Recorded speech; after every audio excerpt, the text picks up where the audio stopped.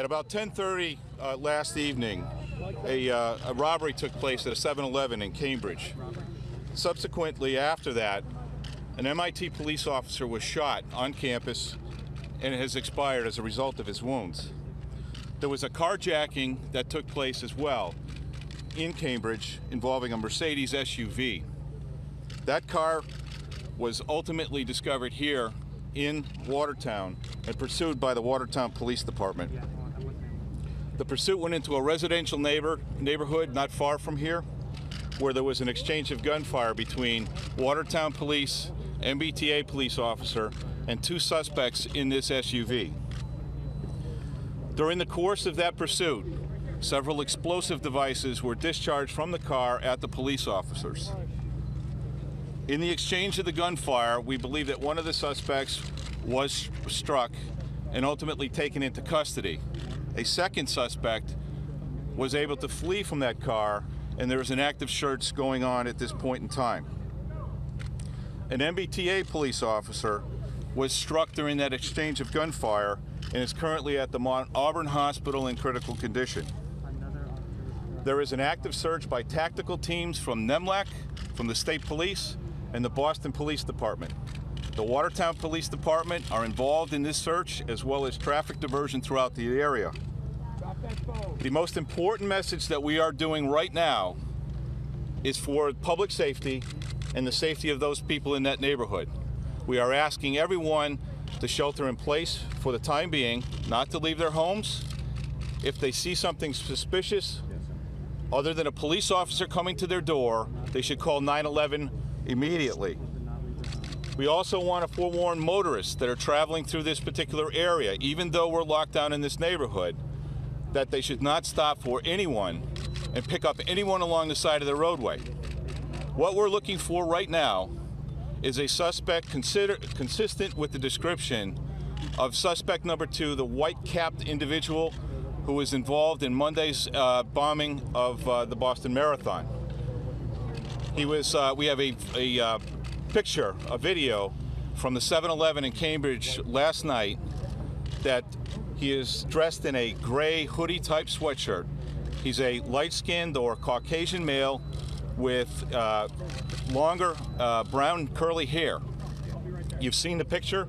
You all have it. That's the individual that we're looking for at this moment. That's suspect number 2. That's suspect number 2, the white-capped individual. Suspect number 1 was shot then? That's correct. So suspect number 1 was the one the FBI I just want to be clear. We will do regular updates to this, but right now we're in a public safety mode here.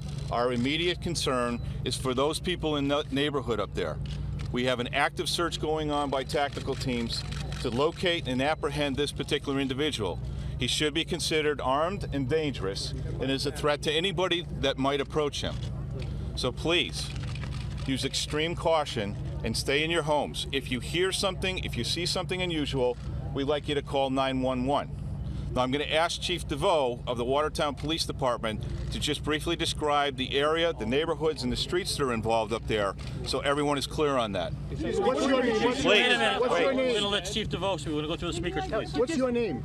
I'm calling on the Watertown community to be calm during this time. We're talking about the East Watertown, Dexter, Laurel Street, School Street area, to remain in your homes. As the Colonel said, we're going to be doing a search. Please stay in your homes. Do not come out. If you get a knock on your door, make sure we will have uniformed officers there to assist with the screening and the safety of these neighborhoods. Again, the Watertown community has been always very good. We're asking for your cooperation again to assist us during this difficult time. And there's going to be a controlled blast of some sort over in East Watertown? No, there's no planned control blast of any sort at this time. There are EOD or explosive ordnance teams that have been up there that are in the process of recovering anything that was discharged from those vehicles. So we're making those safe at this point. Some of them went off, some we believe did not. Do you know how many? Do you have a name on the suspect who died? We're not prepared to talk about identifications. That was one of the reasons that those videos were released earlier yesterday. Where was he shot? I'm not going to get into specifics about that. Is suspect one? Is suspect We don't have the names at this point. Is suspect one All consistent right, listen. with This is an suspect one in the ongoing FBI? investigation. We can't get into details on the descriptions of the suspects or the names. We're trying to get information out to the people who live here that they should stay in their homes and not open their doors unless police officers are there. There's a 20-block perimeter around the location the Chief DeVoe just talked about. We are concerned about securing that area and making sure that this individual is taken into custody. We believe this to be a terrorist. We believe this to be a man who's come here to kill people. We need to get him in custody. One thing that I just want to say is that there have been 2 police officers, 1 killed and 1 badly injured tonight. Our sympathies go out to Chief McMillan, who has a severely injured officer in the hospital, and to Chief DeFavre of the MIT Police, and to the families of those officers. This is a terrible tragedy. We don't want to increase it. We want to be very careful of what we do here.